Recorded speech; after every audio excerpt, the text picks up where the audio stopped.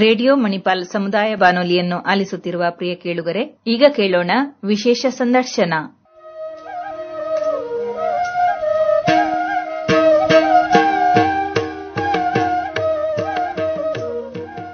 Radio ಮಣಿಪಾಲದ ಆತ್ಮೀಯ ಕೇಳುಗರಿಗೆಲ್ಲ ಪ್ರೀತಿಪೂರ್ವಕ ಸ್ವಾಗತ.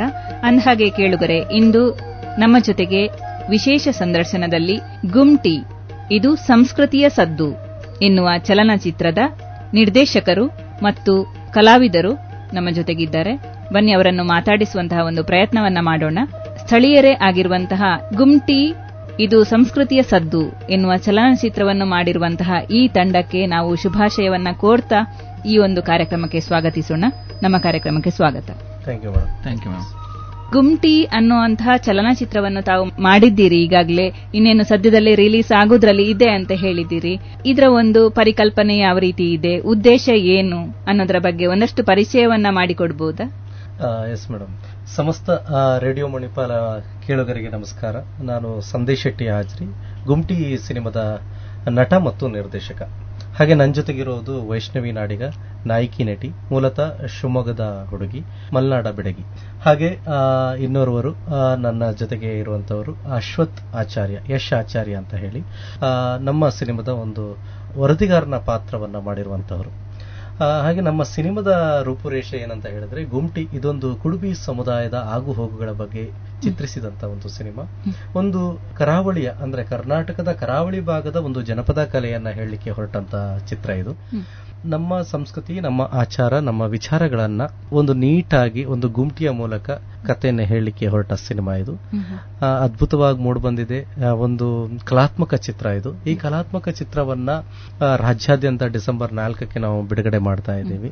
ಎಲ್ಲರೂ ಈ ಸಿನಿಮಾವನ್ನ ನೋಡಿ ಒಂದಿಷ್ಟು ಸಂಸ್ಕೃತಿಯ ಸದ್ದು ಹೇಗೆ ಆಗುತ್ತೆ ಆ ಗುಮ್ಟಿಯ ಮೂಲಕ ಅನ್ನೋದು ನಿಮ್ಗೆಲ್ಲ ತಿಳಿಯುತ್ತದೆ ಅಂತ ಹೇಳ್ಬೋದು. ಕಲಾತ್ಮಕ ಚಿತ್ರ ಅಂತ ಹೇಳ್ತಾ ಇದ್ದೀರಿ.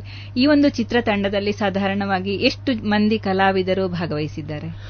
ಈ ಸಿನಿಮಾದಲ್ಲಿ ಒಂದು ಮೇನ್ ಸ್ಟ್ರೀಮ್ ಅಲ್ಲಿ ಒಂದು 11 ಜನ ಕಲಾವಿದರು ತಮ್ಮ ಪಾತ್ರವನ್ನ ನಿರ್ವಹಿಸಿದ್ದಾರೆ. ಹಾಗೆ ಇದರಲ್ಲಿ ಬೇರೆ ಬೇರೆ ವಿಭಾಗದಲ್ಲಿ ಒಂದಿಷ್ಟು ಪಾತ್ರಗಳು ಬರುತ್ತೆ. ಅಂದ್ರೆ ಗುಮ್ಟಿ ಸಮುದಾಯದ ಜನರು ಇದ್ದಾರೆ, ಒಂದು 200ಕ್ಕೂ ಹೆಚ್ಚು ಗುಮ್ಟಿ ಸಮುದಾಯದ ಜನರು ಕೂಡ ಇದರಲ್ಲಿ ಕಾಣಬಹುದು. ಆ ಅದ್ಭುತವಾದ ಒಂದು ಪ್ರೆಸೆಂಟೇಷನ್ ಕೂಡ ಈ ಸಿನಿಮಾದಲ್ಲಿ ಕಾಣಬಹುದು. ಒಟ್ಟಾರೆಯಾಗಿ ಈ ಸಿನಿಮಾ ನಮ್ಮ ಕರಾವಳಿ ಭಾಗದಲ್ಲಿ ಮತ್ತೆ ಕರಾವಳಿ ಭಾಗದ ಕಲಾವಿದರು ಮತ್ತೆ ಶಿವಮೊಗ್ಗದ ನಾಯಕಿ ನಟಿ ಶಿವಮೊಗ್ಗದವರಾಗಿರೋದ್ರಿಂದ ಅವರೊಬ್ಬರು ಶಿವಮೊಗ್ಗದವರು, ಮತ್ತೆಲ್ಲರೂ ಕೂಡ ಕರಾವಳಿ ಭಾಗದವರೇ ಆಗಿದ್ದಾರೆ. ಅಂದ್ರೆ ಕಲಾವಿದರು ಕರಾವಳಿ ಭಾಗದವರನ್ನೇ ತಗೊಳ್ಬೇಕು ಅನ್ನುವಂತಹ ಉದ್ದೇಶ ಇತ್ತ ಮೊದಲೇ ಈ ಒಂದು ಚಲನಚಿತ್ರ ಮಾಡಬೇಕು ಅಂತ ಹೊರಟಾಗ? ಅಂದ್ರೆ ಕಲಾವಿದರು ನಮಗೆ ಎಲ್ಲಿನವರಾದ್ರೂ ಕಲಾವಿದರ ಆದ್ರೆ ಸಾಕು ಮೇಡಮ್. ಕಲಾವಿದರು ಅಲ್ಲಿ ಇಲ್ಲಿ ಅಂತ ಇಲ್ಲ, ಪ್ರತಿಯೊಬ್ಬರು ಕೂಡ ಕಲಾವಿದರೆ. ಆದ್ರೆ ಈ ಸಿನಿಮಾಕ್ಕೆ ಕುಂದಾಪುರ ಭಾಷೆಯನ್ನ ಅಳವಡಿಸಿಕೊಂಡಿದ್ದೀವಿ. ಅಂದ್ರೆ ಕುಂದ ನಾಡಿನ ಆ ಭಾಷೆಯನ್ನ ನಾವಿಲ್ಲಿ ಅಳವಡಿಸಿಕೊಂಡಿದ್ದೀವಿ. ಅದಕ್ಕಾಗಿ ನಮಗೆ ಆ ಕುಂದಾಪುರ ಭಾಷೆಯನ್ನ ಸಾರಾಸಗಟಾಗಿ ಅದನ್ನ ನೀಟಾಗಿ ಪ್ರೆಸೆಂಟ್ ಮಾಡಿ ಅದನ್ನ ಮಾತಾಡುವಂತ ಕಲಾವಿದರು ಬೇಕಿತ್ತು. ಇಲ್ಲಿಯ ರಂಗಭೂಮಿ ಕಲಾವಿದರನ್ನ ನಾವು ಆಯ್ಕೆ ಮಾಡ್ಕೊಂಡ್ವಿ. ಅದೇ ಉದ್ದೇಶ ಹೊಂದಿತ್ತು. ಹಾಗಾಗಿ ನಮ್ಮ ನಾಯಕಿ ಇಲ್ಲಿ ನಮಗೆ ಕರಾವಳಿ ಭಾಗದಲ್ಲಿ ನಮ್ಮ ಆ ಪಾತ್ರಕ್ಕೆ ಸೂಟ್ ಆಗುವ ನಾಯಕಿ ನಮಗೆ ಸಿಗದೆ ಇರುವಾಗ ರಂಗಭೂಮಿಯ ಕಲಾವಿದೆಯನ್ನೇ ನಾವು ಆಯ್ಕೆ ಮಾಡಿಕೊಂಡು ಶಿವಮೊಗ್ಗದ ಹುಡುಗಿ ವೈಷ್ಣವಿ ನಾಡಿಗ ಅವರನ್ನ ನಾವು ಆಯ್ಕೆ ಮಾಡ್ಕೊಂಡ್ವಿ. ಆಕೆ ಕೂಡ ನಮ್ಮ ಕುಂದಾಪುರ ಭಾಷೆಯನ್ನ, ಇವತ್ತು ಕುಂದಾಪುರದ ಮನೆಮಗಳ ತರ ಆ ಭಾಷೆಯನ್ನ ಸಾರಾಸಗಟಾಗಿ ಕರಾವಳಿಯ ಭಾಷೆಯನ್ನ ನೀಟಾಗಿ ಪ್ರೆಸೆಂಟ್ ಮಾಡಿ ಪಾತ್ರವನ್ನ ನಿರ್ವಹಿಸಿದ್ದಾಳೆ. ಅವಳಿಗೆ ನಾವು ಈಗ ಮಲ್ನಾಡ ಹುಡುಗಿ ಅಂತ ಹೇಳಕ್ಕೂ ಆಗಲ್ಲ, ಆ ರೀತಿಯಾಗಿ ಕುಂದಾಪುರ ಹುಡುಗಿ ತರನೇ ಆ ಭಾಷೆಯನ್ನ ಸಿನಿಮಾದಲ್ಲಿ ಪ್ರೆಸೆಂಟ್ ಮಾಡಿದ್ದಾರೆ. ಈಗ ನಮ್ಮ ಜೊತೆಗೆ ಇರುವಂತಹ ಅಶ್ವಥ್ ಆಚಾರ್ಯ ಅವರು ಯಾವ ಪಾತ್ರವನ್ನು ವಹಿಸಿದ್ದಾರೆ? ಅವರು ಇದರಲ್ಲಿ ಒಬ್ಬ ವರದಿಗಾರ. ಅವರು ನಿಜ ಜೀವನದಲ್ಲೂ ಕೂಡ ಒಬ್ಬ ವರದಿಗಾರನ ಪಾತ್ರ. ಅವರು ನನ್ನ ಒಂದು 18 ವರ್ಷದ ಸ್ನೇಹಿತ. ನನ್ನ ಉಳಿದ 2 ಸಿನಿಮಾಗಳಲ್ಲೂ ಕೂಡ ಅವರು ಪಾತ್ರವನ್ನ ನಿರ್ವಹಿಸಿದ್ದಾರೆ. ಅಂದ್ರೆ ನಮ್ಮ ಸ್ಟ್ರಗ್ಲಿಂಗ್ ದಿನಗಳಿಂದನೂ ಕೂಡ ಒಟ್ಟಿಗೆ ನಮ್ಮ ಜರ್ನಿ ನಡೆದಿತ್ತು. ಯಾವತ್ತೂ ಕೂಡ ಕೇವಲ ಆ ಬಾಂಡಿಂಗ್ ಅನ್ನೋದು ಸಿನಿಮಾದ ಮೂಲಕ ಕೂಡ ನಮ್ದು ಹಾಗೆ ಇತ್ತು, ನಿಜ ಜೀವನದಲ್ಲೂ ಹಾಗೆ ಇತ್ತು. ನಾವು ಗಲಾಟೆ ಮಾಡ್ಕೊಂತೀವಿ, ಎಲ್ಲ ಮಾಡ್ಕೊಂತೀವಿ. ಹಾಗೆ ಅವರು ವರದಿಗಾರರಾಗಿದ್ರು, ನಾನು ಕೂಡ ವರದಿಗಾರನೇ ಆಗಿದ್ದೆ. ಇಬ್ಬರ ಸಂಬಂಧ ಕೂಡ ಈ ಸಿನಿಮಾದಲ್ಲಿ ಅದೇ ರೀತಿ ಆಗಿತ್ತು. ಒಂದು ಎಲ್ಲಾ ಸಿನಿಮಾದಲ್ಲೂ ಅವರು ನಾನು ಖಳನಾಯಕನಾಗಿ ಪಾತ್ರ ಮಾಡ್ತಾ ಇದ್ವಿ. ನಮ್ದು ಉಳಿದ ಎಲ್ಲ ಸಿನಿಮಾ ನನಗೂ ಅವರಿಗೂ ಟಕ್ಕರ್ ಇರುವಂತಹ ಪಾತ್ರಗಳಿತ್ತು. ಇದರಲ್ಲೊಂದು ಬಾಂಡಿಂಗ್ ಪಾತ್ರವನ್ನ ಮಾಡ್ಕೊಂಡು ಹೋಗಿದ್ದೀವಿ. ಅವರು ವರದಿಗಾರನಾಗಿ ಆ ಕಲ್ಚರ್ ಅನ್ನ ಉಳಿಸಬೇಕಾದ ನಿಟ್ಟಿನಲ್ಲಿ ಒಬ್ಬ ವರದಿಗಾರ ಯಾವ ರೀತಿಯಾಗಿ ತೊಡ್ಕೊಳ್ಬೇಕಾಗತ್ತೆ, ಒಬ್ಬ ವರದಿಗಾರನ್ನ ಕರ್ತವ್ಯ ಏನು, ಆತನ ಒಂದು ಸಮಾಜಕ್ಕೆ ಆತನ ಕೊಡುಗೆ ಏನು ಅನ್ನೋದನ್ನ ಆ ವರದಿಗಾರ ಇದರಲ್ಲಿ ಅವೆಲ್ಲ ಅಂಶಗಳು ಈ ಚಲನಚಿತ್ರದಲ್ಲಿ ಬರ್ತವೆ ಅಂತ ಹೇಳ್ತೀರಿ. ಈಗ ಇಂತಹ ಒಂದು ಗುಮ್ಟಿ ಅನ್ನುವಂತಹ ಈ ಸಂಸ್ಕೃತಿಯನ್ನು ಬಿಂಬಿಸುವಂತಹ ಈ ಚಲನಚಿತ್ರ, ಕಲಾತ್ಮಕ ಚಿತ್ರ, ಈ ಚಿತ್ರದಲ್ಲಿ ಕಥೆಯನ್ನು ಬರೆದವರು ಯಾರು, ಅದರ ಬಗ್ಗೆ ಒಂದಷ್ಟು ಪರಿಚಯ ಹೇಳಿ. ಈ ಸಿನಿಮಾದ ಕಥೆ, ಚಿತ್ರಕಥೆ, ನಿರ್ದೇಶನದ ಜವಾಬ್ದಾರಿಯನ್ನ ನಾನೇ ವಹಿಸಿದ್ದೇನೆ. ಇದು ನನ್ನ ಊರಿನ ಕಲ್ಚರ್ ಆಗಿರೋದ್ರಿಂದ, ಇಲ್ಲಿಯ ಆಗು ಹೋಗುಗಳ ಬಗ್ಗೆ, ಆ ಗುಮ್ಟಿಯ ಸಂಪ್ರದಾಯದ ಬಗ್ಗೆ ನನಗೆ ಗೊತ್ತಿರೋದ್ರಿಂದ ಆ ಕಥೆಯನ್ನ ನಾನೇ ಬರೆದು ಅದನ್ನ ಸ್ಕ್ರೀನ್ ಪ್ಲೇ ಮಾಡಿ ಅದನ್ನ ನಿರ್ದೇಶನವನ್ನ ಕೂಡ ನಾನೇ ಮಾಡಿದ್ದೀನಿ. ಅದರಲ್ಲಿ ಕಾಶಿ ಅನ್ನೋ ಒಂದು ಪಾತ್ರವನ್ನ ಕೂಡ ನಾನೇ ನಿಭಾಯಿಸಿದ್ದೀನಿ. ಆಗಬಹುದು. ಬಹುಶಃ ತಾವು ಇದೇ ಕ್ಷೇತ್ರದಲ್ಲಿ ಆಸಕ್ತಿ ಇರುವಂತವರೇ ಹೇಗೆ? ಈ ಮೊದಲು ಅಂತಹ ಯಾವುದಾದ್ರೂ ಕಿರು ಚಿತ್ರವನ್ನು ಮಾಡುವಂತಹ ಪ್ರಯತ್ನವನ್ನು ಕೂಡ ಪಟ್ಟಿದ್ದೀರಾ? ಈ ಬಗ್ಗೆನೂ ಒಂದಷ್ಟು ಹೇಳಿ, ನಿಮ್ಮ ಬಗ್ಗೆ. ಇಲ್ಲ ಮೇಡಮ್, ನಾನು ಮುಂಬೈಯಲ್ಲಿ ಓದಿ ಬಂದಾಗ ಸಿನಿಮಾ ಮಾಡಬೇಕಂತ ಕನಸು ಕಟ್ಕೊಂಡಿದ್ದೆ. ಪತ್ರಕರ್ತನಾಗಿ ಮುಂಬೈಯಲ್ಲೂ ಆಗಿದ್ದೆ, ಕರ್ನಾಟಕದಲ್ಲೂ ಆಗಿದ್ದೆ. ಕರ್ನಾಟಕದಲ್ಲಿ ಒಂದಿಷ್ಟು ಖಾಸಗಿ ವಾಹಿನಿ ಪೇಪರ್ಗಳಲ್ಲಿ ಇದರಲ್ಲೆಲ್ಲ ಕೂಡ ಕೆಲಸವನ್ನು ನಿರ್ವಹಿಸಿದ್ದೆ. ತದನಂತರ 2017ರಲ್ಲಿ ನಾನು ಒಂದು ಕತ್ತಲೆ ಕೋಣೆ ಅಂತ ಒಂದು ಕಮರ್ಷಿಯಲ್ ಸಿನಿಮಾವನ್ನ ಮಾಡ್ತೀನಿ. ತದನಂತರ 2023ರಲ್ಲಿ ಇನಾಮ್ದಾರ್ ಅಂತ ಹೇಳಿ ಒಂದು ಸಿನಿಮಾ ರಿಲೀಸ್ ಆಗುತ್ತೆ. ದೊಡ್ಡ ತಾರಾಭರಣ ಇದೆ, ಅದರಲ್ಲಿ ಒಂದು ದೊಡ್ಡ ಬಜೆಟ್ ಸಿನಿಮಾ ಅದು. ಹಾಗೆ ಈಗ 25ರಲ್ಲಿ ಈಗ ಗುಮ್ಟಿ ಅಂತ ಬರ್ತಾ ಇದೆ. ಹೀಗೆ ಇನ್ನೊಂದ್ 2-3 ಸಿನಿಮಾಗಳು ಬರ್ತಾ ಇದೆ. ಇದು ಪ್ರವೃತ್ತಿಯಾಗಿ ತಗೊಂಡಿದ್ದೀರಾ ಅಥವಾ ಬೇರೆ ವೃತ್ತಿಯನ್ನು ಕೂಡ ಮಾಡ್ತಾ ಇದ್ದೀರಾ, ಹೇಗೆ? ಇಲ್ಲ ಮೇಡಮ್, ಇದರಲ್ಲೇ ಹೋಗ್ತಾ ಇದ್ದೀವಿ. ಇದೇ ನಮ್ಗೆ ಎಲ್ಲ ಆಧಾರ. ಯಾಕಂತ ಹೇಳಿದ್ರೆ ನಾನು ಒಟ್ಟು 11 ಸಿನಿಮಾದಲ್ಲಿ ಅಭಿನಯಿಸಿದ್ದೇನೆ. ಬೇರೆ ಬೇರೆ ಸಿನಿಮಾಗಳಲ್ಲಿ ಕೂಡ ಮಲಯಾಳಂ ಇರಬಹುದು, ತಮಿಳ್ ಇರಬಹುದು, ಮತ್ತೆ ಕನ್ನಡ ಇರಬಹುದು. ಒಟ್ಟು 11 ಸಿನಿಮಾದಲ್ಲಿ ಮಾಡಿದ್ದೀನಿ. ಇನ್ನು ಸರಿಯಾಗಿ ಕಾಸು ಅಷ್ಟೊಂದು ಮಾಡಿಲ್ಲ ದೊಡ್ಡ ಸಿನಿಮಾದಲ್ಲಿ. ಅಂದ್ರೆ ಕಾಸು ಮಾಡುವ ಟೈಮ್ ಕೂಡಿ ಬರ್ತಾ ಇದೆ ಅನ್ಕೊಂತೀನಿ. ಇದು ತನಕ ಕಳ್ಕೊಂಡಿದ್ದು, ಇದು ಮಾಡ್ಕೊಂಡಿದ್ದು. ಅಂದ್ರೆ ಕಲೆ ಅಂದ್ರೆ ಹಾಗೆ ಅಲ್ಲ, ಇದರ ಖರ್ಚು ವೆಚ್ಚ ಎಲ್ಲ ಈ ಸಿನಿಮಾದ್ದು ಎಲ್ಲ ನಿರ್ಮಾಪಕ ವಿಕಾಸ್ ಶೆಟ್ಟಿ ಅಂತಾನೆ ಮಾಡಿರುವಂತ. ಈ ಸಿನಿಮಾಕ್ಕೆ ತುಳುನಾಡಿನ ವಿಕಾಸ್ ಶೆಟ್ಟಿ ಅವರು ಈ ಸಿನಿಮಾಕ್ಕೆ ನಿರ್ಮಾಪಕರಾಗಿ, ಅವರು ಎರಡು ನಮ್ಮ ಕುಂದಾಪುರ ಭಾಗದ ಕಲ್ಚರ್ ಅನ್ನ ಅರ್ಥಕೊಂಡು ಅದನ್ನ ಗೊತ್ತಿರುವವರೇ ಆಗಿರೋದ್ರಿಂದ ನಮ್ಗೆ ತುಂಬಾ ಖುಷಿ ಆಯ್ತು ಆ ಜರ್ನಿ ಹೋಗ್ಲಿಕ್ಕೆ. ಸಂಪೂರ್ಣ ಜವಾಬ್ದಾರಿಯನ್ನ ಅವರೇ ಹೊತ್ತಿದ್ದಾರೆ ಇದರದ್ದು. ತುಂಬಾ ಸಂತೋಷ. ಈಗ ಗುಮ್ಟಿ ಇದು ಸಂಸ್ಕೃತಿಯ ಸದ್ದು ಕಲಾತ್ಮಕ ಚಲನಚಿತ್ರದ ನಾಯಕಿ ನಟಿಯನ್ನ ಮಾತಾಡ್ಸೋಣ. ನಮಸ್ಕಾರ. ನಮ್ಮ ಕೇಳುಗರ ವತಿಯಿಂದ ತಮಗೂ ಕೂಡ ಸ್ವಾಗತವನ್ನ ಕೋರ್ತಾ ಇದ್ದೇವೆ. ತಾವು ಶಿವಮೊಗ್ಗ ಜಿಲ್ಲೆಯವರು. ನಮ್ಮ ಉಡುಪಿ ಜಿಲ್ಲೆಯ radio Manipal community radio station ಇದು ಮೊಟ್ಟ ಮೊದಲ ಸಮುದಾಯ ಬಾನುಲಿ ಕೇಂದ್ರ. ಇದಕ್ಕೂ ಕೂಡ ಸ್ವಾಗತವನ್ನ ಕೋರ್ತಾ ಇದ್ದೇವೆ. ನಮಸ್ಕಾರ ಮೇಡಮ್, ಎಲ್ಲರಿಗೂ ನಮಸ್ಕಾರ. ಈ ಒಂದು ಚಲನಚಿತ್ರದಲ್ಲಿ ನಿಮ್ಮ ಅನುಭವ ಹೇಗಿತ್ತು ಅನ್ನೋದನ್ನು ನಮ್ಮ ಜೊತೆ ಹಂಚಿಕೊಳ್ತೀರಾ? ಅನುಭವ ಎಲ್ಲ ರೀತಿಯಲ್ಲೂ ಹೊಸದಾಗಿತ್ತು.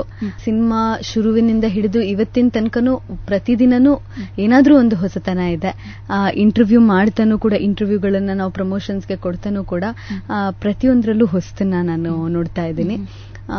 ಸಿನಿಮಾ ಶೂಟಿಂಗ್, ಕತೆ, ಮತ್ತೆ ಶೂಟಿಂಗ್ ಅಲ್ಲಿ ನಾವೇನೇನು ಅನುಭವಕ್ಕೆ ಬಂತು ಅದಾಗಿರಬಹುದು, ಎಲ್ಲದೂ ಹೊಸ್ತು. ಸಂಸ್ಕೃತಿ ಹೊಸ್ತು, ಉಪಭಾಷೆ ಹೊಸ್ತು, ಕತೆ ಹೊಸ್ತು, ಹೀಗೆ ಎಲ್ಲದೂ ಹೊಸದಿದೆ. ಬಹಳ ಖುಷಿ ಇದೆ. ನೀವು ಯಾವ ಕ್ಷೇತ್ರದಲ್ಲಿ ಇರುವಂತವರು? ಅಂದ್ರೆ ನಟಿಯಾಗಿ ರಂಗಭೂಮಿಯಲ್ಲೇ ಇರುವಂತವರ ಅಥವಾ ಹೇಗೆ? ನಾ ಮೂಲತಃ ಶಿವಮೊಗ್ಗದವಳು. ಓದಿದ್ದು, ಹುಟ್ಟಿದ್ದು, ಬೆಳೆದಿದ್ದು, ಓದಿದ್ದೆಲ್ಲ ಅಲ್ಲೇನೆ. ನಾನು ಓದಿದ್ದು ಇಂಜಿನಿಯರಿಂಗ್. 2-3 ವರ್ಷ ನಾನು ಬೆಂಗಳೂರಲ್ಲಿ ಕೆಲಸ ಮಾಡಿದ್ದೀನಿ. ಈಗ ಸದ್ಯಕ್ಕೆ ಕೆಲಸದಿಂದ ಸಣ್ಣ ಬ್ರೇಕ್ ತಗೊಂಡು ಸದ್ಯಕ್ಕೆ ಇದನ್ನ ಪೂರ್ತಿ ಟೈಮ್ ಮಾಡ್ತಾ ಇದ್ದೀನಿ. ಆಗ್ಲಿ, ತುಂಬಾ ಸಂತೋಷ. ಅನೇಕ ಮಂದಿ ಯುವ ಜನರು, ಅದು ಕೂಡ ಎಂಜಿನಿಯರಿಂಗ್ ಓದಿರುವಂತಹವರು ಈ ಸಿನಿಮಾ ಕ್ಷೇತ್ರಕ್ಕೆ ಬರ್ತಾ ಇದ್ದಾರೆ. ಅದರಲ್ಲೂ ಕೂಡ ಹೆಚ್ಚು ಆಸಕ್ತಿಯನ್ನು ತೋರ್ತಾ ಇದ್ದಾರೆ ಅಲ್ವಾ? ನನಗೆ ಕೂಡ ಆ ಒಂದು ಅನುಭವ ಆಗಿದೆ. ಯಾಕಂದ್ರೆ ಎಷ್ಟೋ ಕಾಲೇಜುಗಳಲ್ಲಿ ಸ್ಟೂಡೆಂಟ್ಸ್ ಇಂಥ ಚಟುವಟಿಕೆಗಳಲ್ಲಿ, ಸಾಂಸ್ಕೃತಿಕ ಚಟುವಟಿಕೆಗಳಲ್ಲಿ ಭಾಗವಹಿಸೋದನ್ನ ನಾವು ನೋಡ್ತೇವೆ. ಯಾಕಂದ್ರೆ ಅವರಿಗೆ ಆ ಕೋರ್ಸ್ನ ಬಗ್ಗೆ ಮೊದಲಿಗೆ ಅದರ ಅರಿವು ಇತ್ತೋ ಇಲ್ವೋ ಗೊತ್ತಿಲ್ಲ, ಅಂತೂ ಇಂಥ ಒಂದು ಕ್ಷೇತ್ರಕ್ಕೆ ಕೂಡ ಆಸಕ್ತಿಯನ್ನು ತೋರಿಸ್ತಾ ಇದ್ರು. ತಾವು ಕೂಡ ಎಂಜಿನಿಯರಿಂಗ್ ಓದಿ ಇಂತಹ ಸಾಂಸ್ಕೃತಿಕ ಚಿತ್ರದಲ್ಲಿ ಅಭಿನಯವನ್ನ ಮಾಡ್ತಾ ಇದ್ರಿ, ಆಸಕ್ತಿಯನ್ನ ತೋರಿದಿರಿ. ತುಂಬಾ ಸಂತೋಷ. ಹಾಗೆ ಕೇಳುಗರೆ, ನಮ್ಮ ಜೊತೆಗೆ ಕಲಾವಿದರಾಗಿ ಅಭಿನಯಿಸಿರುವಂತಹ ಅಶ್ವತ್ಥ ಆಚಾರ್ಯ ಇವರು ಪತ್ರಕರ್ತರಾಗಿದ್ದಾರೆ. ಅವರನ್ನು ಕೂಡ ನಮ್ಮ ಕಾರ್ಯಕ್ರಮಕ್ಕೆ ಸ್ವಾಗತಿಸಿದ್ದೇವೆ. ಅವರನ್ನು ಮಾತಾಡಿಸೋಣ. ನಮಸ್ತೆ. ನಮಸ್ತೆ ಮ್ಯಾಮ್. ತಮ್ಮ ಅನುಭವವನ್ನು ಹಂಚಿಕೊಳ್ತೀರಾ? ಅನುಭವ ಅಂತ ಹೇಳಿದ್ರೆ ನನಗಿದು 4ನೇ ಸಿನಿಮಾ. ಸಂದೇಶ್ ಅವರ ಜೊತೆ ಇದೀಗ ನಂದು 3ನೇ ಫಿಲ್ಮ್, ಒಟ್ಟು 3. ಮೊದಲು ಕತ್ತಲೆ ಕೋಣೆ, ನಂತರ ಇನಾಮದಾರ್, ಈಗ ಗುಮ್ಟಿಯಲ್ಲಿ ಮಾಡಿದ್ದೇನೆ. ಅದರ ಮಧ್ಯದಲ್ಲಿ ಕುಂದಾಪುರದವರ ಒಬ್ಬರದು ನಿರ್ದೇಶನದಲ್ಲಿ ಬಂದಂತ ಕುಂದಾಪುರ ಅನ್ನೋ ಫಿಲ್ಮ್ ಅಲ್ಲಿ ಕೂಡ ಆಕ್ಟ್ ಮಾಡಿದೆ. ಬಹುತೇಕ ಪಾತ್ರಗಳೆಲ್ಲ ಕಳನಾಟದ ಪಾತ್ರಗಳನ್ನೇ ಮಾಡಿರುವಂತದ್ದು. ಹೌದು. ಯಾಕೆ ಆ ಒಂದು ಪಾತ್ರವೇ ನಿಮ್ಗೆ ಸೂಟ್ ಆಗ್ತದೆ ಅಂತ ಹೇಳಿ ಅನಿಸಿತಾ ಅಥವಾ ಅವ್ರು ಕೊಟ್ಟು ಬಿಟ್ರ ಹೇಗೆ? ಇಲ್ಲ, ಅಂದ್ರೆ ನಿರ್ದೇಶಕರ ಆಯ್ಕೆ ಒಂದು, ಇನ್ನೊಂದು ಈ ಕನ್ನಡ ಇಂಡಸ್ಟ್ರಿಯಲ್ಲಿ ಸ್ವಲ್ಪ ಕಳನಟರ ಕೊರತೆ ಇದೆ ಅನ್ಸ್ತದೆ. ಯಾಕಂತ ಹೇಳಿದ್ರೆ ಪರಭಾಷೆಯ ಕಳನಟರು ಬರ್ತಾರೆ, ಬಟ್ ನಮ್ಮಲ್ಲಿ ಟ್ಯಾಲೆಂಟ್ ಇದ್ದವರು ತುಂಬಾ ಜನ ಇದ್ದಾರೆ.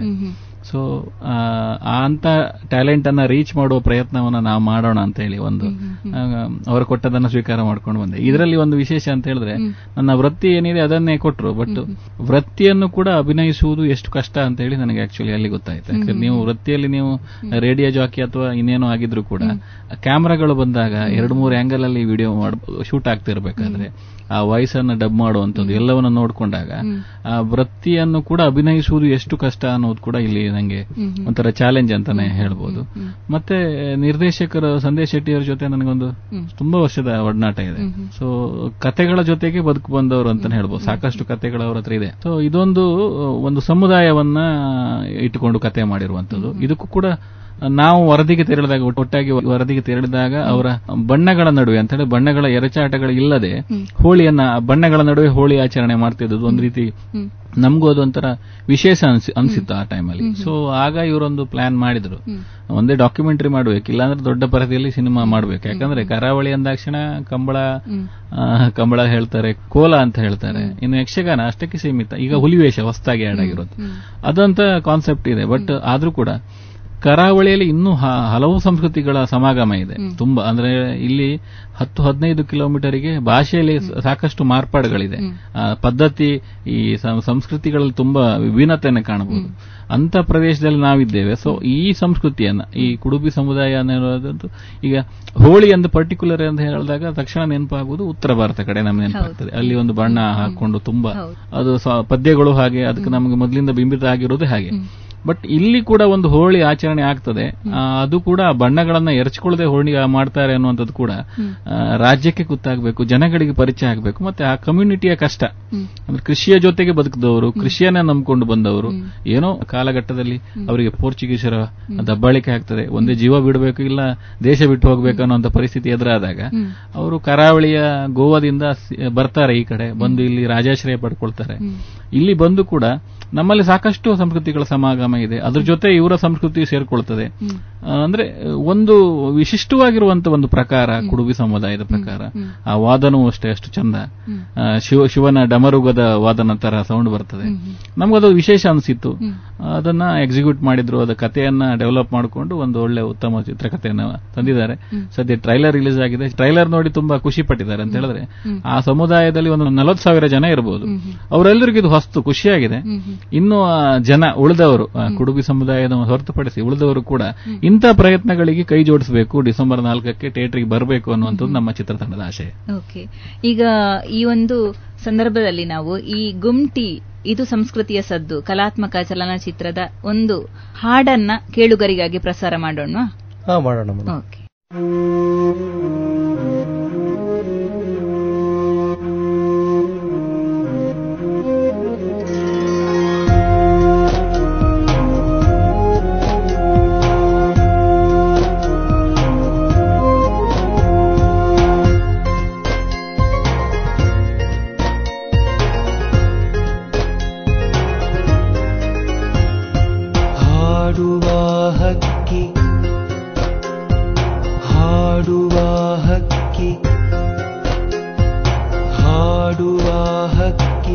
ಹಾಡುತ್ತೈತಿ ಮನುಸ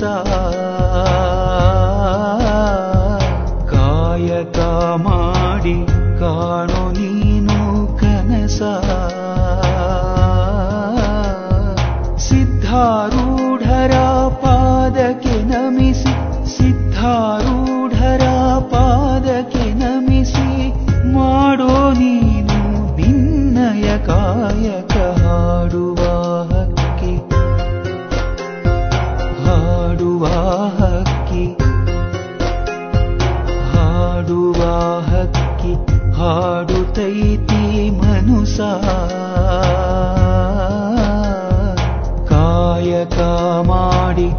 ಕಾಣು ನೀನು ಕನಸ.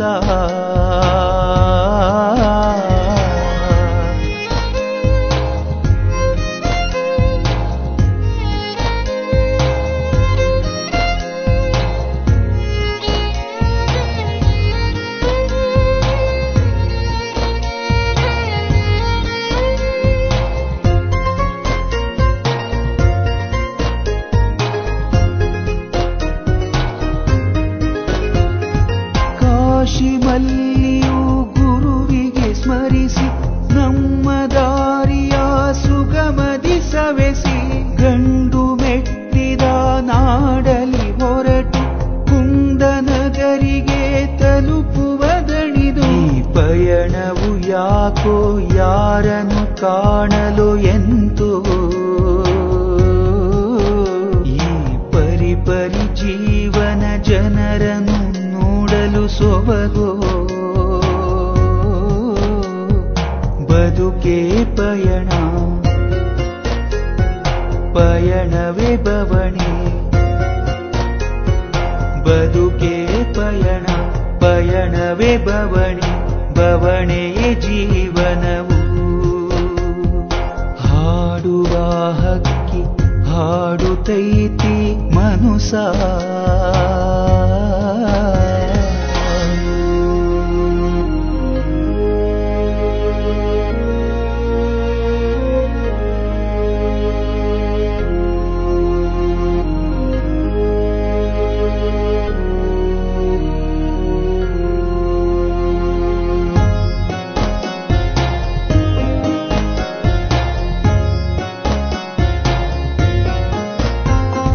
ಕಾಮವುಳ್ಳವ ಭಕ್ತನು ಅಲ್ಲ, ಕ್ರೋಧವುಳ್ಳವ ದೇವರು ಅಲ್ಲ. ಕಾಮ ಕ್ರೋಧಗಳ ಮನದಲ್ಲಿ ಮೆರೆಸಿ ಕೊನೆಗೆ ಮಸಣವ ಸೇರೋ ದಹಿಸಿ ಸಿದ್ಧಾರೂಢರ ಆಶ್ರಯ ಪಡೆಯೋ ಮನುಜ. ಗುರುಪಾದಗಳಿಗೆ ನೀ ಶಿರವನು ಬಾಗೋ ಅನುಜ. ಇದುವೇ ಬದುಕು ಬದುಕಿಗೆ ಅರ್ಥ. ಇದುವೇ ಬದುಕು ಬದುಕಿಗೆ ಅರ್ಥ. ಈ ಅರ್ಥವೇ ಸತ್ಯ. ಹಾಡುವ ಹಕ್ಕಿ ಹಾಡುತ್ತೈತಿ ಮನುಸ. ಕಾಯಕ ಮಾಡಿ ಕಾಣು ನೀನು ಕನಸ.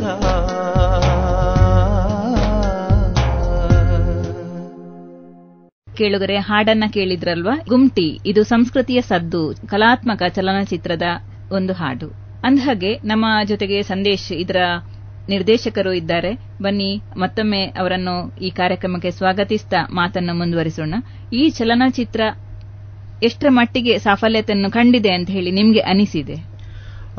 ಫಸ್ಟ್ ಏನಂತ ಹೇಳಿದ್ರೆ, ಒಬ್ಬ ನಿರ್ದೇಶಕನಿಗೆ ಮಾಡುವ ಕೆಲಸ ಇದೆಯಲ್ಲ ಮೇಡಮ್, ಅವನಿಗೆ ತೃಪ್ತಿ ಕೊಟ್ಟು ಆ ನಿರ್ಮಾಪಕನಿಗೆ ತೋರಿಸಿದಾಗ ಅವರು ವ್ಯಕ್ತಪಡಿಸುವಂತ ಒಂದು ರಿವ್ಯೂ ಇದೆಯಲ್ಲ, ಅದು ತುಂಬಾ ಮುಖ್ಯ ಆಗುತ್ತೆ. ಅದರಲ್ಲಿ ನಾವು ಸಫಲತೆಯನ್ನ ಪಡೆದಿದ್ದೇವೆ. ನನಗೆ ನಾನು ಮಾಡಿರೋದು ಹೆತ್ತವರಿಗೆ ಹೆಗ್ಗಣವು ಮುದ್ದು. ಆದ್ರೆ ನಿರ್ಮಾಪಕ ಹಣ ಹಾಕಿದವರು ಅವರ ವಿಷನ್, ಅವರಿಗೆ ದುಡ್ಡು ಹಾಕೋಕ್ಕಿಂತ ಮುಂಚೆ ಒಂದು ಕಥೆಯನ್ನ ಹೇಳಿರ್ತೀವಿ. ಆ ಕಥೆಯನ್ನ ಅವರಿಗೆ ಕಣ್ಣಿಗೆ ಕಟ್ಟುವ ರೀತಿಯಲ್ಲಿ ಪ್ರೆಸೆಂಟ್ ಮಾಡಿ ಆ ಕಥೆಯನ್ನ ಕಟ್ಟಿ ಹೇಳಿರ್ತೀವಿ. ಅದು ಅವರು ಕಣ್ಣು ಮುಚ್ಕೊಂಡು ಕೇಳಿದಾಗ ಅವ್ರ ಕೆಶೆಯಿಂದ ನಮ್ಗೆ ಹಣ ಬರುತ್ತೆ. ಆ ಹಣಕ್ಕೆ ನಾನು ಕಟ್ಟಿದ ಆ ಕತೆಗೆ ಕರೆಕ್ಟ್ ಆಗಿ ಅದು ಜೋಡಣೆ ಆದಾಗ, ಅದು ಅವ್ರಿಗಿಷ್ಟ ಆದಾಗ ಅದು ಸಫಲತೆಯನ್ನು ಪಡೆಯುತ್ತದೆ ಅಂತ ಹೇಳ್ತೀನಿ. ಆ ವಿಷಯದಲ್ಲಿ ನಾವೀಗ ಒಂದು ಹೆಜ್ಜೆ ಸಕ್ಸಸ್ ಅನ್ನ ಕಂಡಿದ್ದೀವಿ. ಇದೀಗ ಟ್ರೈಲರ್ ಕೂಡ ಬಿಡುಗಡೆ ಆಗಿದೆ. ಅದು ಕೂಡ 1 ಲಕ್ಷಕ್ಕೂ ಹೆಚ್ಚು ಜನ ನೋಡಿದ್ದಾರೆ. ಅಲ್ಲಿಯೂ ಕೂಡ ಉತ್ತಮವಾದ ಪ್ರತಿಕ್ರಿಯೆ ವ್ಯಕ್ತವಾಗ್ತಾ ಇದೆ.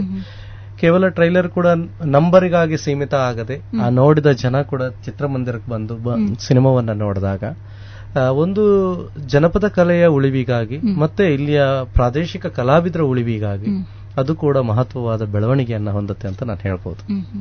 ಈಗ ಇತ್ತೀಚಿನ ಬೆಳವಣಿಗೆ ಅಂತ ಹೇಳಿದ್ರೆ, ಯಾರೇ ಚಲನಚಿತ್ರ ಮಾಡುದು ಅಂತ ಹೇಳಿದ್ರೆ ಯಾವುದೋ ಒಂದು ಉದ್ದೇಶ ಇಟ್ಟುಕೊಂಡು ಮಾಡಿರ್ತಾರೆ. ನೀವು ಕೂಡ ಆ ಉದ್ದೇಶವನ್ನು ಇಟ್ಟುಕೊಂಡಿದ್ರಿ, ಹೇಳಿದ್ರಿ ತಾವು. ಕಲಾತ್ಮಕ ಚಿತ್ರ ಅಂತ ಹೇಳಿದಾಗ ನಮಗೆ ಪ್ರಶಸ್ತಿಗಳು ಬರಬೇಕು, ಈ ಚಲನಚಿತ್ರ ವಿಶೇಷವಾಗಿ ಎಲ್ಲರ ಗಮನ ಸೆಳೆಯಬೇಕು ಅನ್ನುವಂತಹ ಅಭಿಲಾಷೆ ಏನಾದರೂ ಇತ್ತ ಹೇಗೆ? ಹಿಂದಿನ 2 ಸಿನಿಮಾಗಳಿಗೆ ನನಗೆ ಅವಾರ್ಡ್ ಬಗ್ಗೆ ಆಸಕ್ತಿ ಇರಲಿಲ್ಲ. ಅದೇ ವಿಚಾರವಾಗಿ ಒಂದು ಬೂಮ್ ಕ್ರಿಯೇಟ್ ಮಾಡಬೇಕು ಅನ್ನೋ ವಿಚಾರವಿತ್ತು. ಕೆಲವು ಸಲ ನಮ್ಮ ಫ್ರೆಂಡ್ ಅಶ್ವಥ್ ಹೇಳ್ತಾ ಇರ್ತಾರೆ, ಯಾವಾಗ ನಾವು ನಡೆಯುವಾಗ ಎಳೆಯುವುದು ಸಹಜ, ಪದೇ ಪದೇ ಎಡಬಾರ್ದು ಅನ್ನೋ ಒಂದು ಮಾತು ಹೇಳ್ತಾರೆ. ನಾವು ಎಡವಿದೀವಿ, ಅಲ್ಲಲ್ಲೇ ಸ್ವಲ್ಪ ಮುಕ್ಕರ್ಸಿದೀವಿ, ಎಲ್ಲ ಆಗಿದ್ದೀವಿ, ಇಲ್ಲ ಅಂತ ಹೇಳೋದಿಲ್ಲ. ಬಟ್ ಈ ಸಿನಿಮಾ ಮಾಡುವಾಗ ನಾನು ಪಕ್ಕಾ ಅನ್ಕೊಂಡಿದ್ದು ಕಂಟೆಂಟ್ ಓರಿಯೆಂಟೆಡ್ ಸಿನಿಮಾವನ್ನ ಮಾಡಬೇಕು, ಜನರ ಮನಸ್ಸನ್ನ ಸೆಳಿಬೇಕು, ಪ್ರಶಸ್ತಿಯ ಗರಿಯನ್ನ ನಾವು ತಗೊಳ್ಬೇಕು ಅನ್ನೋ ಒಂದು ಉದ್ದೇಶ ಇತ್ತು. ಆ ಉದ್ದೇಶ ಸಫಲತೆಯನ್ನ ಕಂಡಿದೆ ಇವಾಗ್ಲೂ. ಯಾಕಂತ ಹೇಳಿದ್ರೆ ಕೋಕೆ ಫಿಲ್ಮ್ ಇಂಟರ್ನ್ಯಾಷನಲ್ ಫಿಲ್ಮ್ ಫೆಸ್ಟಿವಲ್ ಮತ್ತು ಇಂಡಿಯನ್ ಇಂಡಿಪೆಂಡೆಂಟ್ ಫಿಲ್ಮ್ ಫೆಸ್ಟಿವಲ್ ಅಲ್ಲಿ ಸೆಲೆಕ್ಟ್ ಆಗಿದೆ. ಅದು ಕೂಡ ನಮಗೆ ಖುಷಿಯ ವಿಚಾರ. ನನಗೆ ನನ್ನ ಕರ್ನಾಟಕ ರಾಜ್ಯದ ಫಿಲ್ಮ್ ಫೆಸ್ಟಿವಲ್ ಅಲ್ಲಿ ಸೆಲೆಕ್ಟ್ ಆಗಬೇಕು. ನಾನು ನನ್ನ ಮಣ್ಣಿನ ಕಥೆಯನ್ನ ಮಾಡಿದ್ದು, ಆ ಆಸೆ ಇದೆ. ಇದೇನು ಜನವರಿಗೆ ಸ್ಟಾರ್ಟ್ ಆಗುತ್ತೆ. ಒಂದಿಷ್ಟು ಕರ್ನಾಟಕದ ಅವಾರ್ಡ್ಗಳಿದೆ. ಹಾಗಾದ್ರೆ ನನಗೆ ನ್ಯಾಷನಲ್ ಇಂಟರ್ನ್ಯಾಷನಲ್ ಲೆವೆಲ್ಗಿಂತ ನನ್ನ ತಾಯ್ನಾಡಿನ ಪ್ರಶಸ್ತಿ ಗರಿ ನನಗೆ ಸಿಗಬೇಕು ಅನ್ನೋದು ನನಗೆ ಆಸೆ. ಓಕೆ, ನಿಮ್ಮ ಆಸೆಗಳೆಲ್ಲವೂ ಈಡೇರ್ಲಿ. ಅಭಿಲಾಷೆ ಏನಿದೆ ಅದು ಖಂಡಿತ ಅದಕ್ಕೆ ಸಾಫಲ್ಯತೆ ತಾವು ಈಗ ಪಡೆದಿದ್ದೀರಿ ಅನ್ನುವಂಥ ಒಂದು ಸಂತೃಪ್ತಿಯನ್ನ ಸೂಚಿಸಿದ್ದೀರಿ. ಹಾಗಾಗಿ ನಿಮ್ಮ ತಂಡಕ್ಕೆ ನಾವು ಕೂಡ ಶುಭವನ್ನ ಕೋರ್ತಾ ಇದ್ದೇವೆ. ನೀವು ಮಾಡಿರುವಂತಹ ಎಲ್ಲ ಪ್ರಯತ್ನಗಳು ಸಾಫಲ್ಯವನ್ನು ಕಾಣಲಿ ಅಂತ ಹೇಳಿ ನಾವು ಕೂಡ ಬಯಸ್ತೇವೆ. ಹಾಗೆ ಇನ್ನೊಂದು ಕೇಳುಗರ ಪರವಾಗಿ ಕೇಳುವಂತಹ ಒಂದು ಪ್ರಶ್ನೆ ಅಂತ ಹೇಳಿದ್ರೆ, ಈ ಒಂದು ಚಲನಚಿತ್ರವನ್ನು ಮಾಡಬೇಕಾದ್ರೆ ನಿಮ್ಗೆ ಅಡ್ಡಿ ಆತಂಕಗಳು ಬಂದೇ ಇರಬಹುದು. ಮರೆಯಲಾರದ ಯಾವುದಾದ್ರೂ ಸನ್ನಿವೇಶಗಳನ್ನ ನಮ್ಮ ಕೇಳುಗರ ಮುಂದೆ ಇಡ್ಲಿಕ್ಕೆ ಬಯಸ್ತೀರಾ ಹೇಗೆ? ಎಲ್ಲನ್ನು ಪದೇ ಪದೇ ಅದೇ ಹೇಳ್ತಾ ಇರ್ತೀನೇನೋ ನಾನು. ಎಲ್ಲಾ ಸಿನಿಮಾದಲ್ಲೂ ಸಿಕ್ಕಾಪಟ್ಟೆ ಕಷ್ಟವನ್ನ ಅನುಭವಿಸಿದೀವಿ ನಾವು ಉಳಿದ ಎಲ್ಲಾ ಸಿನಿಮಾಗಳಲ್ಲಿ. ಯಾವಾಗ್ಲೂ ನಾನು ವೈಷ್ಣವಿಗೆ ಹೇಳೋದು, ನೀನೊಂಥರ ನಮ್ಮ ಟೀಮಿಗೆ ಲಕ್ಕಿ ಚಾರ್, ಒಂದೇ ಹೆಣ್ಣು ಮಗಳು ಇಡೀ ಸಿನಿಮಾದಲ್ಲಿ, ಅಂದ್ರೆ ಕಲಾವಿದೆ ಹುಡುಗಿ ಅಂದ್ರೆ ಒಂದು ತಾಯಿ ಪಾತ್ರ ಇದ್ರೆ ಬಿಟ್ರೆ ಇನ್ನೊಂದ್ 2 ಕ್ಯಾರೆಕ್ಟರ್ ಇದೆ. ಮೇಜರ್ ಆಗಿ ಒಂದು ಹೀರೋಯಿನ್ ಪಾತ್ರ ಅಂದ್ರೆ ಇವರೊಬ್ಬರೇ ಇರೋದು. ಯಾಕಂದ್ರೆ ನಮ್ಗೆ ಯಾವುದೇ ಅಡ್ಡಿ ಆತಂಕ ಆಗಿಲ್ಲ. ಯಾಕಂದ್ರೆ ನಮ್ಮ ಒಬ್ರು ಗುರುಗಳಿದ್ದಾರೆ, ರಾಘವೇಂದ್ರ ಉಳ್ಳೂರ್ ಅಂತ ಹೇಳಿ, ಅವರು ನಮ್ಮ ಸಿನಿಮಾವನ್ನ ನೀಟಾಗಿ ಮಾರ್ಗದರ್ಶನ ಮಾಡಿ ಒಂದು ಪೂಜೆ ಪುನಸ್ಕಾರಗಳನ್ನೆಲ್ಲ ಮಾಡಿ, ನಾವು ಕರಾವಳಿಯ ದೈವ ಆರಾಧಕರು, ಇಲ್ಲಿನ ದೇವರನ್ನ ಪೂಜೆ ಮಾಡ್ಕೊಂಡು ಬಂದವರು, ನಾವು ಅದನ್ನ ಸ್ಟ್ರಾಂಗ್ ಆಗಿ ನಂಬ್ತೀವಿ. ಅದನ್ನ ಪೂಜೆ ಮಾಡಿಕೊಂಡು ನಾವು ಹೊರಟಾಗ ನಮಗೆಲ್ಲೂ ಕೂಡ ಆತಂಕ ಅಡ್ಡಿ ಆಗ್ಲಿಲ್ಲ. ಆದ್ರೆ ಎಲ್ಲ ಮುಗ್ದು ಕುಂಬಳಕಾಯಿ ಒಡೆದಾದ್ಮೇಲೆ ಒಂದಿಷ್ಟು ಶೂಟ್ ಅನ್ನ ಮಾಡಬೇಕಿತ್ತು. ಅದೇ ನೋಡಿ ಕಾಕತಾಳೀಯ, ಕೆಲವನ್ನ ನಂಬಬೇಕಾಗತ್ತೆ, ಕೆಲವನ್ನ ನಂಬದೇ ಇರ್ಬೇಕಾಗತ್ತೆ. ಮರೆಯಲಾಗದ ಘಟನೆ ಅಂತ ಹೇಳಿದ್ರೆ ವೈಷ್ಣವಿ ಇರ್ಲಿಲ್ಲ ಆವಾಗ. ಸೋಲಾಪುರದಿಂದ ಅವರು ಇರ್ಲಿಲ್ಲ. ಸೋಲಾಪುರದಿಂದ ಬರ್ಬೇಕಾದ್ರೆ ನಾವು ಒಂದಿಷ್ಟು ಚಿತ್ರೀಕರಣ ಬ್ಯಾಲೆನ್ಸ್ ಇತ್ತು, ಅದನ್ನ ಮಾಡ್ಕೊಂಡು ಬರ್ಬೇಕಾದ್ರೆ ನಮ್ದು ಇನೋಹಾ ಕಾರು ಇನ್ನೊಂದು ಕಾರಿಗೆ ಡಿಕ್ಕಿ ಹೊಡಿತದೆ ಹಿಂದಿನಿಂದ. ಇದು ಸಿನಿಮಾ ಕಥೆ ಅಲ್ಲ, ನಿಜವಾದ ಕಥೆ. ಅದು ಸೋಲಾಪುರ ಹೈವೇ ಅಲ್ಲಿ. ನಾವೆಲ್ಲ ಉಳಿದಿದ್ದೇ ಹೆಚ್ಚು. ಅದರಲ್ಲಿ ಇನ್ನೊಂದು ಹುಡುಗಿ ಇದ್ಲು, ವೈಷ್ಣವಿಯ ಬಾಡಿ ಡಬ್ಬರ್ ಕ್ಯಾರೆಕ್ಟರ್ ಮಾಡಿದ್ರು. ಯಾಕಂದ್ರೆ ವೈಷ್ಣವಿ ಆವಾಗ ಯಾವುದೋ ಒಂದು ವರ್ಕ್ಶಾಪ್ ಅಲ್ಲಿ ಇದ್ರು, ಬರ್ಲಿಕ್ಕೆ ಆಗ್ಲಿಲ್ಲ, ಇಲ್ಲಾಂದ್ರೆ ಅವರೇ ಬರ್ಬೇಕಿತ್ತು. ಆವಾಗ ನಮಗೆ ತುಂಬಾ ಬೇಜಾರಾಗಿತ್ತು. ತುಂಬಾ ಅದರಿಂದ ತುಂಬಾ ಇನ್ನೊಂದು ರಾಜ್ಯದಲ್ಲಿ ನಾವು ಸಿಕ್ಕಾಕೊಂಡಿದ್ದು. ಅಲ್ಲಿ ನಿಮ್ಗೆ ಗೊತ್ತು KA20 ಈ KA ಅನ್ನುವ ಪಾಸಿಂಗ್ ನಂಬರ್ ನೋಡಿದ್ರೆ ಅವರು ಯಾವ ರೀತಿ ಎಗರ್ತಾರೆ ಅನ್ನೋ ಅದನ್ನೆಲ್ಲ ಫೇಸ್ ಮಾಡಿ ಬಂದಾಗ ಅಲ್ಲಿ ಇದ್ ಮಾಡಿ ಅದನ್ನ ತುಂಬಾ ಕಾಡತ್ತೆ ಇವತ್ತಿಗೂ. ಆ ಶಾರ್ಟ್ ಕೂಡ ಅಲ್ಲೇ ನಿಂತ್ಕೊಂಡು ಆ ಟೆನ್ಷನ್ ಅಲ್ಲೂ ಕೂಡ ಅಲ್ಲಿ ಒಂದು ಶೂಟ್ ಮಾಡಿದೀನಿ, ಡ್ರೋನ್ ಶಾಟ್. ಅದ್ರಲ್ಲೂ ಕೂಡ ನನ್ನ ಕಾರ್ ಆಕ್ಸಿಡೆಂಟ್ ಆಗಿರೋ ಸೀನ್ ಇದೆ. ಅಂದ್ರೆ ಅದು ಇರ್ಲಿ, ನಮ್ಮ ನೆನಪಿಗಲ್ಲ, ಆ ಕೆಟ್ಟ ನೆನಪು ಹಂಗೆ ಇರ್ಲಿ ಅಂತ, ಅದು ಪದೇ ಪದೇ ಅದನ್ನ ನಮ್ಮನ್ನ ನೆನಪಿಸ್ತಾ ಇರ್ಲಿ ಅಂತ ಹೇಳಿ ಆ ಶಾರ್ಟ್ ಕೂಡ ಸಿನಿಮಾದಲ್ಲೂ ಇದೆ. ಅದು ನಮಗ್ ಮಾತ್ರ ಗೊತ್ತಾಗುತ್ತೆ, ಆಡಿಯನ್ಸ್ ಗೊತ್ತಾಗೋದಿಲ್ಲ. ಕೆಟ್ಟದ್ದು ಅಂತ ಹೇಳಿದ್ರೆ ಎಲ್ಲೋ ಕಾಕತಾಳೀಯ ಎಲ್ಲವೂ, ಬಟ್ ಅದೊಂದು ಯಾರಿಗೂ ಏನೂ ಆಗಿಲ್ಲ ಅಲ್ಲ, ಅದು ಪುಣ್ಯ.